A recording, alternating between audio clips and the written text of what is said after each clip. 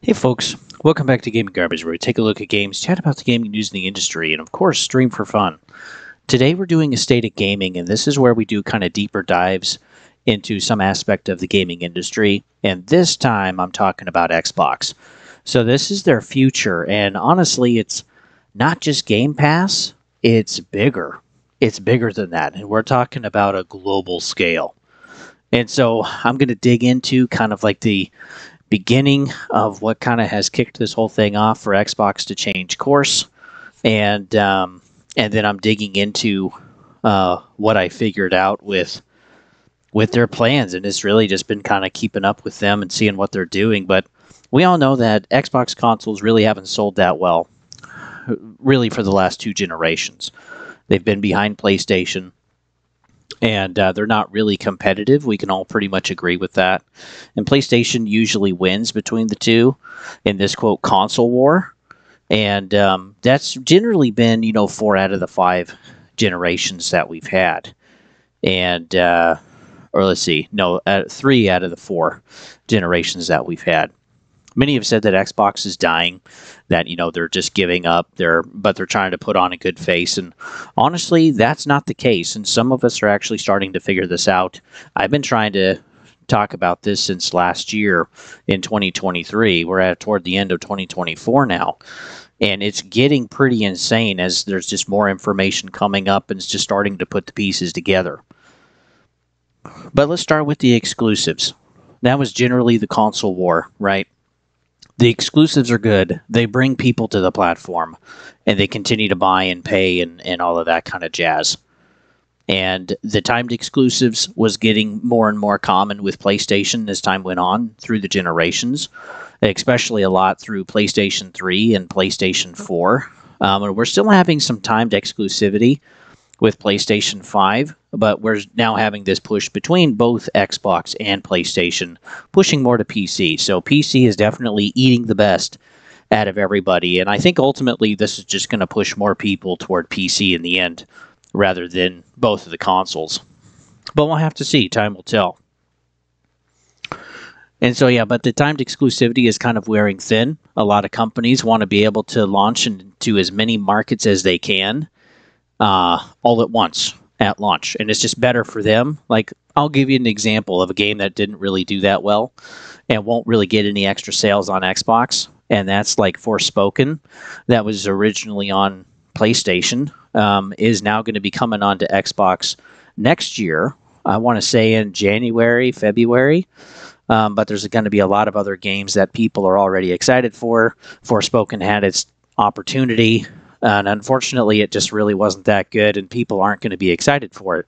And most people don't even probably know that Forspoken is coming to Xbox. It'll probably just appear for a little bit, maybe hear a little whisper about it, and then it'll be gone as it's taken over by everything else, like Doom: The Dark Ages.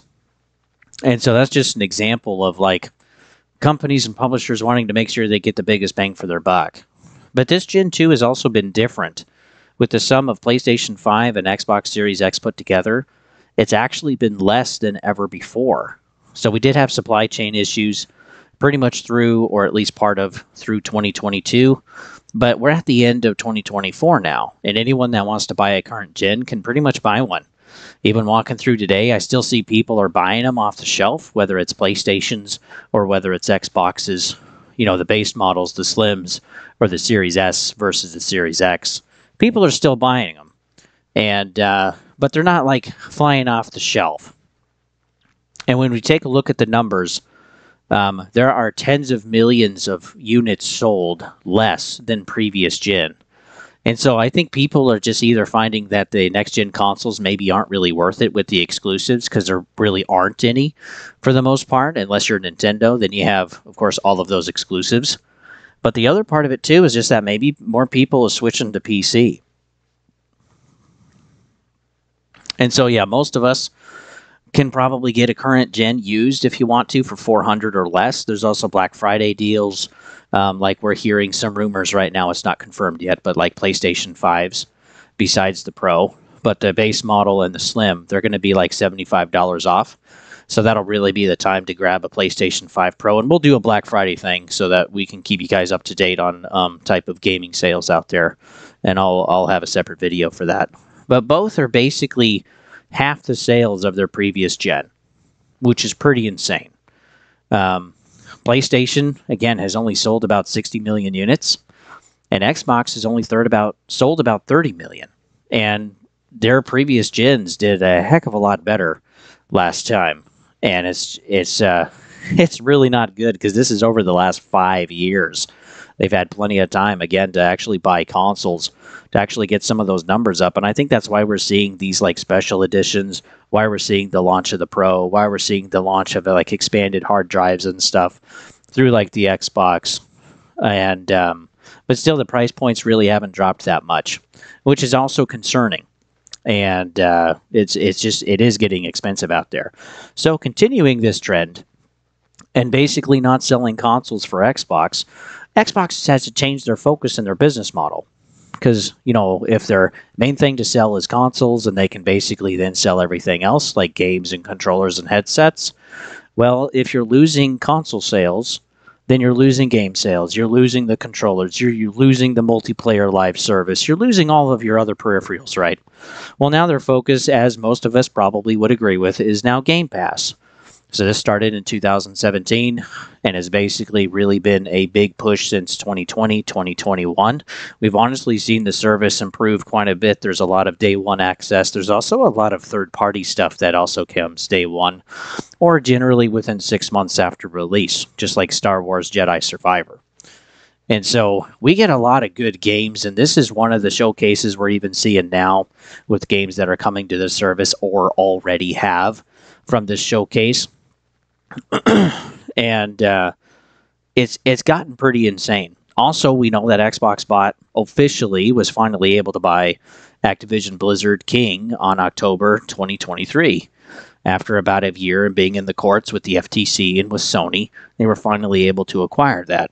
Game Pass has grown to roughly 35 million people, and this is generally between PC and console. 3 years ago, they're about 10 million. So they've seen massive growth so far, regardless about what people are saying about the service. Because, yeah, if you can do it in 36 months and you have 350% growth in your subscription services, after, too, you've also raised the price, that's pretty wild. That's pretty crazy. The other focus, too, that they've mentioned has been cloud gaming. And so this is basically streaming games to your console. And currently, there's about 300 games you can currently cloud on Game Pass. And so, again, you can do this on your mobile and your tablet. But honestly, I was wrong about what Xbox's main selling point is. I honestly thought it was Game Pass. Being able to say, hey, here's a service, there's constant games coming on, games that aren't played are taken off. There's also third party that can get involved and release on day one or basically bring it later to the service after several months or after 12 months and still allow people to get paid. And every game that's put on Game Pass, well, the publisher gets paid for it by Xbox. So it's lucrative for them too to be able to create a good game, support a game, because the longer it stays on Game Pass, the more the publisher is going to get paid. And so some third parties like indie games and even A or AA games are probably able to benefit with a pretty good hefty coin purse right at the start from getting paid with from Xbox with being on Game Pass. And then they have to be able to maintain that, keep player engagement, and then, yeah, they can keep getting more money. But honestly, I was pretty surprised. We do have wind right now that, if it's not Game Pass, what is it? And honestly, it's cloud. There was some stuff I learned earlier this month that just really shocked me. And we do have wind right now that there is actually going to be a cloud subscription coming. I don't know if that's what it all is going to include, but the main focus will be cloud itself. And this isn't necessarily going to sell Xbox console. That's really not the goal. Even Phil Spencer has iterated, we're not focused on selling consoles anymore. And that's why people have been calling that Xbox is going to die. But I think people are missing, those people have been missing the picture, unfortunately. Because the console is going to become a peripheral to the cloud and to Game Pass, which is kind of backwards. Again, they're just not engaging with that console anymore. And this is going to be a something that people can buy if they wish. And so companies ultimately and third-party publishers, they're going to see that Xbox is going to be the place to be. And I think we're already starting to see that with some studios like Square Enix or Takomu. I probably said that incorrectly. I apologize.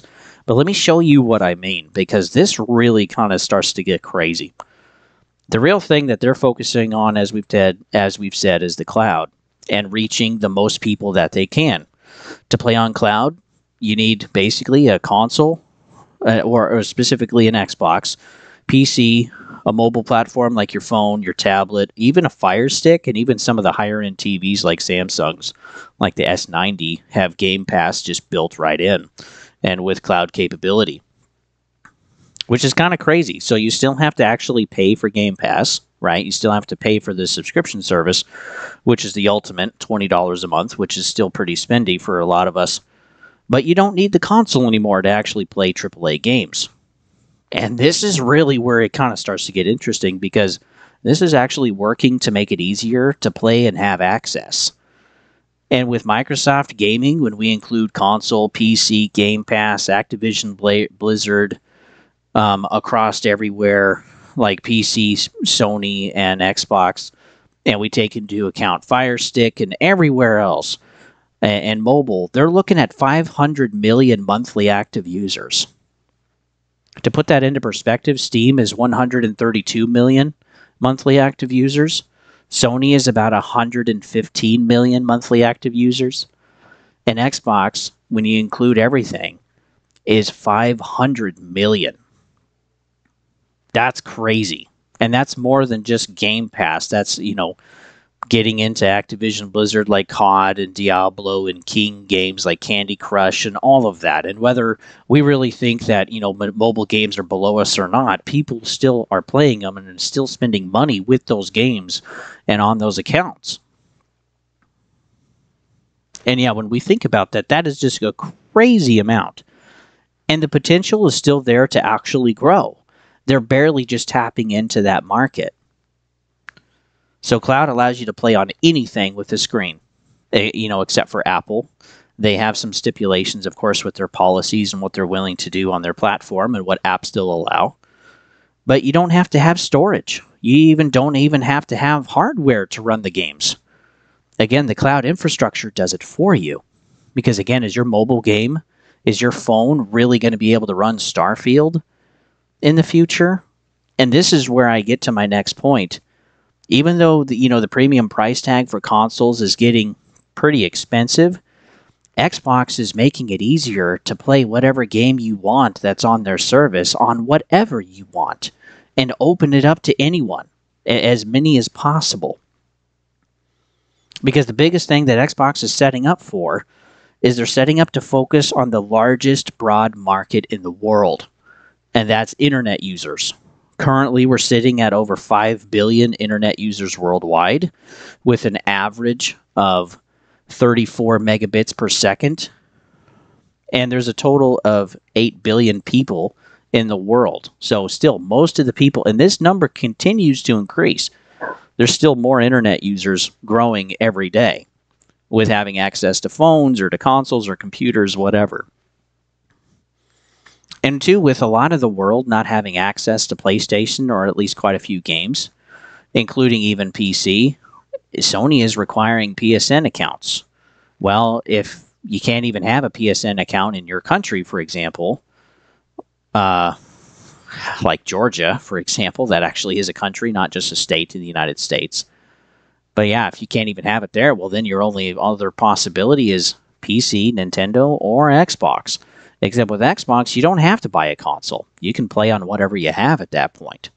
And with the average being, about 34 megabits per second for everybody, well, for Game Pass, you need 10 megabits per second. For cloud gaming, you need a minimum of 5. So this even continues to lower the threshold at which you can actually stream and cloud these games, basically. And then the Xbox infrastructure is doing all of the work. Now, maybe some of these bigger games like Starfield or Jedi Survivor or some of these others, might be difficult to play. And it's like, well, Tread, they're not on the cloud. Well, that is about to change because honestly, Microsoft has made it pretty clear this last week that they're focused on making the entire library of the Xbox Store be on the cloud. So think about that. We're talking about over 10,000 titles that can basically be cloud ready. And of course, they have to build the infrastructure for this. They have to be able to build it up. They have to be able to have the bandwidth, the storage space, be able to run the game and then stream it to you, all of that stuff. But being able to play any single game you wanted, except for maybe some PC games, of course, quite a few of them actually on Steam, or being able to play Sony and Nintendo stuff. But publishers are going to look at this if it actually takes off. Of course, Xbox has to get a lot of things right and procedurally do it well, but they're well on their way right now. And yeah, if Xbox does it right, third-party publishers are going to be looking at Xbox and be like, hey, can we be on your service? Because you have 500 million monthly active users that have access to cloud now and can stream all of our games, which is wild. Of course, not every game is still going to do this. There's going to be some competitors that want to create their own service. There's going to be other competitors that maybe just don't want to partake with Xbox, like Sony, right? But still, there's going to be a lot of publishers and a lot of devs or even a lot of independent studios that are going to want to get their stuff on Game Pass. And already today, since I've had Game Pass, which is about 15, 16 months, they've gone from about 330 games on Game Pass to over 500, with now over 300 being on cloud. And they're going to continue to expand that number. And so just imagine this. Just imagine this. You barely have to have any requirements for your megabit speed. You don't have to store anything. You don't even have to have the hardware to run the game. You can just cloud it over. And this is literally wild to me because this is a massive infrastructure project. And they're going to start it, kicking it off next month, but they're actually kicking it off a little early with Black Ops 6. You'll actually be able to cloud stream Black Ops 6 on whatever you have, which is wild. I mean, that game is pretty stiff, but again, you don't have to have all of that hard drive space. If you don't want to, still, if you want to have the best experience, let me make this clear. You still want to have the files on your local hard drive so that you can have the best experience. But like if you have a good internet connection and the service is running well, or maybe it's kind of less peak hours during the night, you can actually just stream it for you, and you don't have to worry about that 300 megabit or 300 gigabytes of storage space. You can just play the system on your Steam Deck or play it on your phone or your tablet or whatever, and play it all on the go. So they're starting this again in November of this year. They're going to be launching it with starting in North America, so Canada, United States, Mexico. They're going to do most of Europe. They're going to do Australia, Japan, and I think New Zealand too. And they're going to continue to expand the cloud as they build up the other nodes around the world. And so they're literally going after 5 billion plus internet users to be able to play on wherever they are in the world with an internet connection and be able to play on whatever they have. Again, this is why they're not focusing on the console anymore, is because they're seeing it as a hindrance. And with their failures of being able to keep up with Sony PlayStation, and yes, they have lost that war. They basically admitted at this point, it's created them to innovate and to try something new. And we're at a point now where they're going for the global monopoly, folks. This is why during the court case, for those of you that don't know or maybe don't remember, the UK board was basically saying, look, if you're going to buy Activision Blizzard King, we're not really worried about Call of Duty or Diablo or some of the other IPs. We're worried about the fact that you have basically already the global monopoly on cloud. And so that had to be run through Ubisoft. And this is another interesting point about that. Ubisoft is going to get paid off of every user that is using cloud and off of every game that comes to cloud. They're going to benefit from this. So yes, they are losing money by their own IPs, and I agree. they're lackluster, they're broken, they're not running like they should be. Like with my own experiences with Star Wars Outlaws, I'm also going to do Assassin's Creed Shadows when that launches in February next year. But Ubisoft hasn't been doing very well. But, we think about the potential with this cloud, 5 billion possible users, already having 300 games and over 500 million users with Microsoft Gaming. Ubisoft is going to be making some money. And they're going to have the distribution rights, and that's basically what they have. And I highly doubt Ubisoft is really going anywhere. I think the family business is going to stay a family business.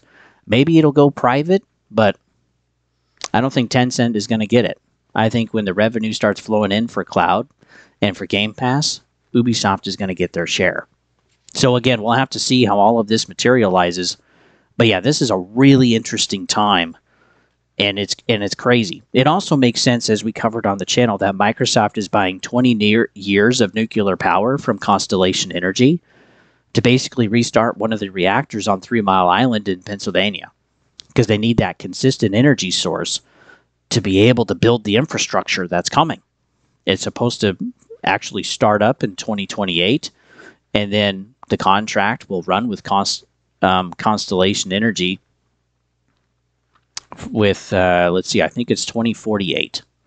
So almost 2050, which is pretty wild.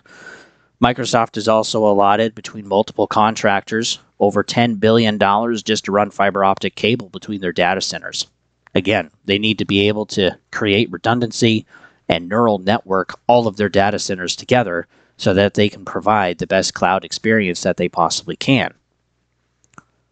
And so maybe when everything is said and done, with everything that they're putting into Game Pass, all of the deals that they're making, all of the money they're spending, all of these extra data centers and nodes around the world that they're going to be building in the future to try to continue to push Game Pass and cloud, and all of these potential users and buyers of Game Pass, ultimately, this could be a $1 trillion project. This would be an insane mega project around the world. And this even includes basically almost everyone in Africa, which Africa is kind of generally just left alone by most of the world. Most of us know that, but even with their internet speeds of an average of 12 megabits per second, they can still run Game Pass. Is it a perfect experience? Probably not. But with cloud, they only need 5 or 6.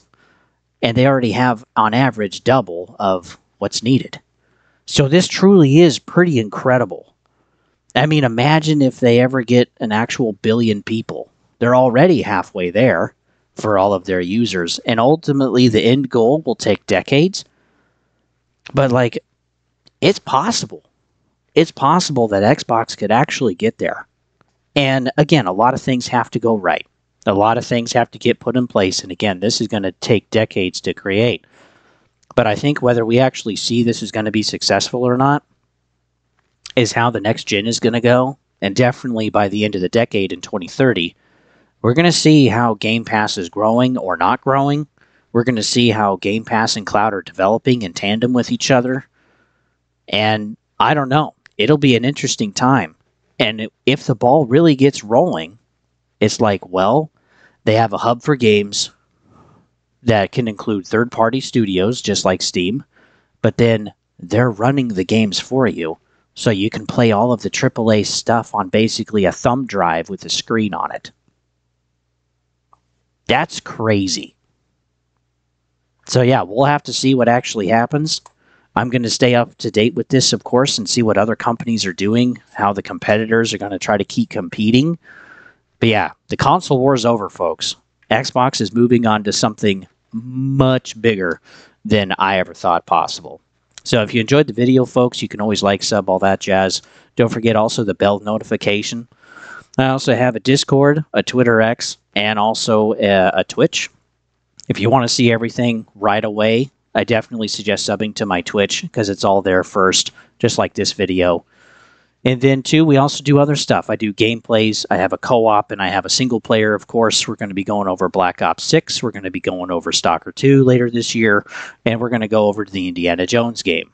We're also going to go over Adam's Fall when that comes out, and also Assassin's Creed Shadows, because I want to be able to show you guys unbiasedly, as much as I can, about actual games that are good and also horrible, because there's a lot of playing around with the numbers, let's say, and making it sound good enough to actually get sales. But I've been screwed too, and I don't want you guys to get screwed either. So whatever I find, this is partly why I really have this channel, is to educate, is to think about stuff like this with Xbox, and also to actually do game reviews when I can. So with that, folks, hopefully you guys are doing well.